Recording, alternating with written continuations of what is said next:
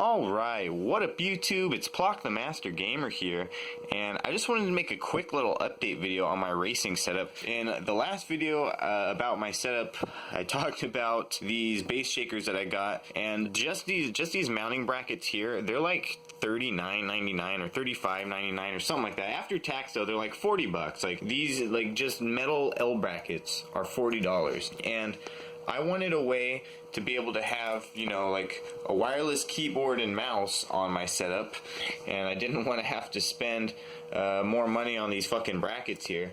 And I needed more than just an L bracket anyway. I probably would have needed something like the shifter bracket, which is an L bracket plus a little L bracket sleeve thingy, and that thing is literally $99. It's $99.99 just for that thing. So it's pretty expensive. So what I ended up doing was I went to Home Depot. Now these things, sadly, these are like 30 millimeters or something around that. Of course, Home Depot only sells imperial sizes, so you know it's slightly bigger than 30 millimeter. The inside of here is like just under. It's like exactly an inch and a quarter. The inside of the black sleeve part, but since it's basically an exact inch and a quarter tube, it's a very tight fit. So this is the Home Depot stuff. I got like I think it was like a 5 foot. It was either a 4 or 5 foot section of it, and I fucking welded it. This is like probably one of the first like actual welds that I did, so it's pretty rough. I did it with like a Harbor Freight flux core welder, and it's not the prettiest thing, but it holds. It's a weld, you know. That side's really rough. That's not too good at all. The best side is actually this corner here. It's kind of hard to see it, but you know. But anyways, that I just have going up, and I ended up welding. I have a nut that I welded to the top of that. So what I do is I just like I cut around here, and I just like took the two flaps and I folded them down to, you know, give like a platform here, and I just like welded it around here. These welds turned out a lot better. You can see my bong in the background. Sorry, YouTube. So yeah, I guess I'll show you guys. Let me tell you, man, this was a bitch though. So yeah, I kind of forgot. It started off looking really good, but I kind of, the struggle was fucking real with it, trying to get the actual nut welded on. Like, it looked so beautiful. It was like so set up to look fucking super professional and nice. And then I go to fucking weld this nut on and shit. I had another one of these bolts, right, that I had inside of the nut already, and I had it in there just for kind of like getting it lined up and like, you know, kind of making sure that the inside threaded part didn't, you know, warp or anything. And so I did that, and I got it all welded on there and whatnot, and you know, kind of didn't turn out too pretty, but I eventually got it welded on there, and then I go to take it off, and you know, it was like somewhat loose. I could kind of take it in and out, but I kind of wanted to clean up the threads a little bit. So what I did was I took this, and I kind of backed it out a little bit, and then I put it all the way in, and then when I went to go back it all the way out again, it went about halfway out, and then it stopped, and then it started doing the impact. It went, and then it just twisted the fuck out of it, just like ripped it off. So now I had a bolt that was halfway in here and fucking sheared off like right at the top there, and I tried every wrong method first of trying to get that fucking bolt extracted, and then eventually I was fucked. I didn't have a bolt extractor kit, so what I ended up doing was just getting an actual drill bit and drilling into it, and then taking punches and trying to just like hammer out the little like chips of fucking bolt that were left in the threads, and then like drilling it out more and getting a bigger bit and drilling it out more, and eventually I got it drilled out to like the exact diameter of like the outside of the threads, and then I had to get out my tap and die set and basically just retap the fucking nut. It was a whole process that ended up taking an extra hour. It was fucking so much work, but I finally got it done. And then what I did was I got just a piece of wood here, I drilled a hole in it, and I countersunk it a little bit so I could have this bolt flush in here. And then of course you got a couple washers here, and then those dudes just screw in here. So yeah, this thing's pretty sturdy once it's on there.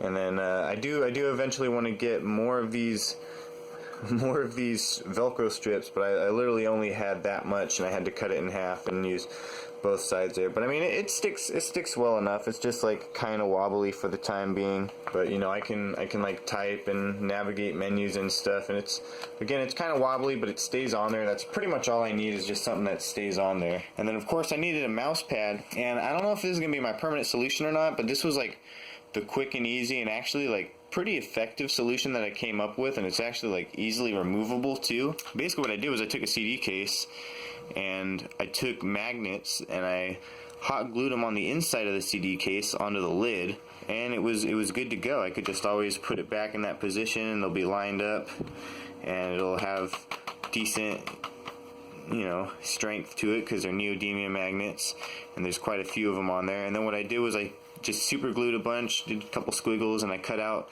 a nice square of some old crappy mouse pad, and I used that, stuck it down, and it works pretty well. I mean, it's pretty small, but I don't really need it for much. I mean, this isn't supposed to be like my main, you know, keyboard and mouse. This isn't my main setup, you know. This is just for when I'm, you know, doing racing and stuff. It's not the perfect setup, but it's better than, you know, stretching forward.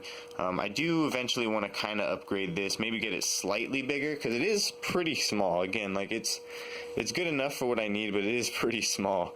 I would like to get it like maybe just like flush with this thing maybe, and then like out here a bit.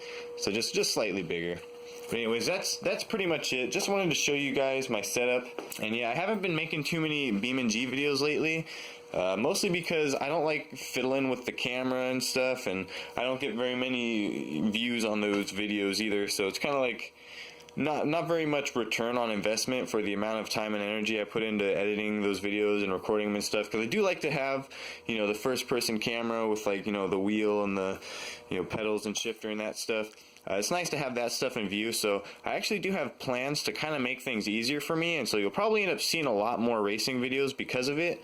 I'm going to use the remaining amount of steel I have, which I just use, you know, that 1/4 inch steel, or 1 1/4 inch square steel tubing.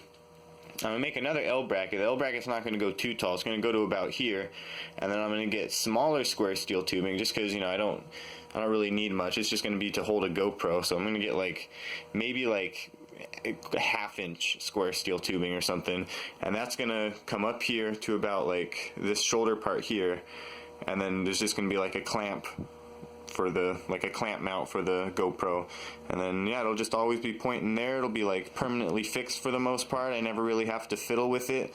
I just kind of have to change the battery and that stuff, and so it'll make things a lot easier for me in terms of, you know, not having to mess with that stuff. And, you know, having the camera mounted to my head, like it kind of sucks recording videos after sitting there for like 20 minutes even just racing with that thing on your head. And like I have it like decently loose.